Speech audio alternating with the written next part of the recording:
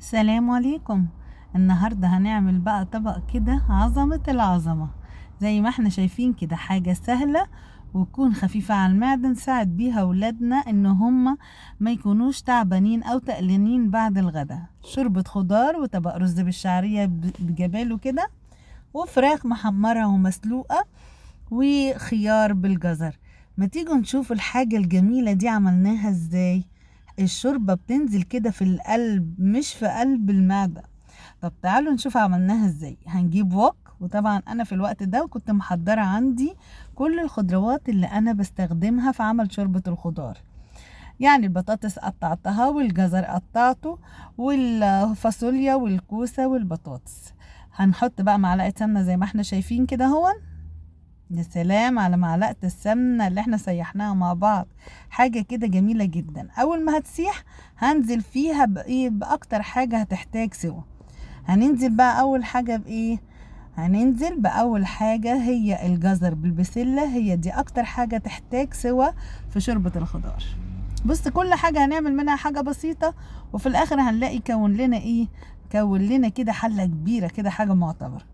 هنشوح كده البسلة بالجزر لحد كده ما تتشوح حبيتين، تاخد وقتها.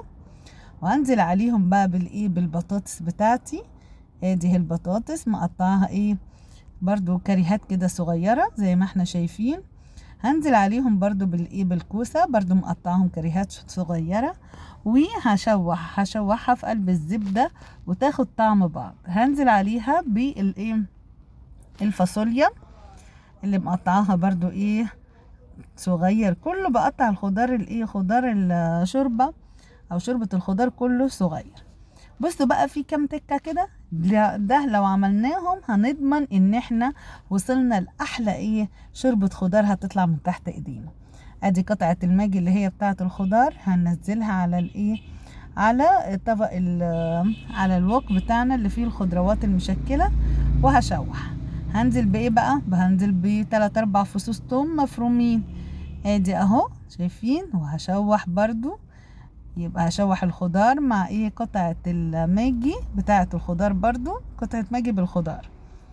وادي الثلاث اربع فصوص توم مفرومين، وهنزل عليهم بمكون بقى كده بصوا بقى، الشوربة تبقى جميلة جدا لو نزلت عليهم بثلاث اربع ثلاث اربع عيدان من الكرفس.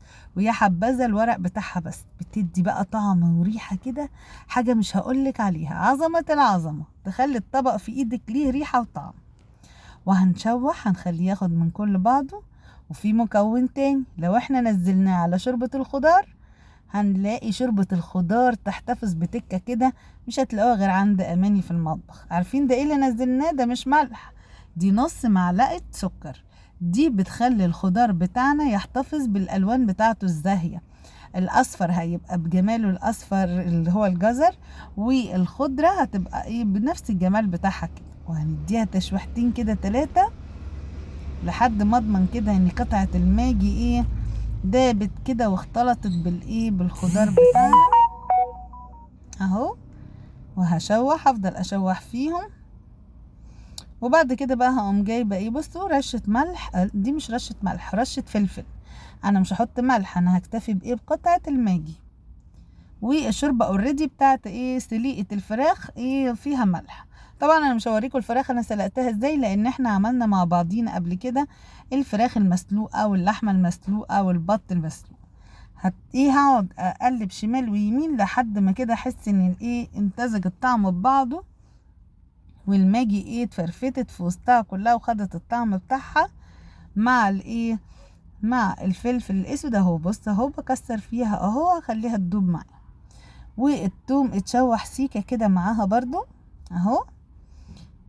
بصوا بقى، الشوربة بتبقى جميلة بشوية السكر، من نص معلقة السكر دي بتخليها مقرمشة وتحتفظ باللون والجمال ازاي.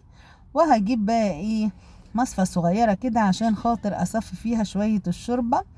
هصفيها من اخاف لحسن تقع واحدة هيل او حباية حبهانة في بق بنتي او ابني، مش هيرضوا ياكلوا. فهصفيها بقى من الكبابة الصيني، ومن الهيل او الحبهان، ومن كمان يا امارات. وهصفيها كمان من حب الفلفل الاسود اللي انا بحطه. بص لقيته الايه الحله سخنه، فهحطها وهجيب بالايه بالكب بتاعتي احسن، لحد ما احط الشوربه ايه تكون في وضع مناسب كده مع الخضار الموجود. تغطيها كده بعقله صباع، ويا دوب هتغلي غلوتين، وبكده ايه ادي بص الكب بتاعتي بمليها، وهمليها مره تانية اهو.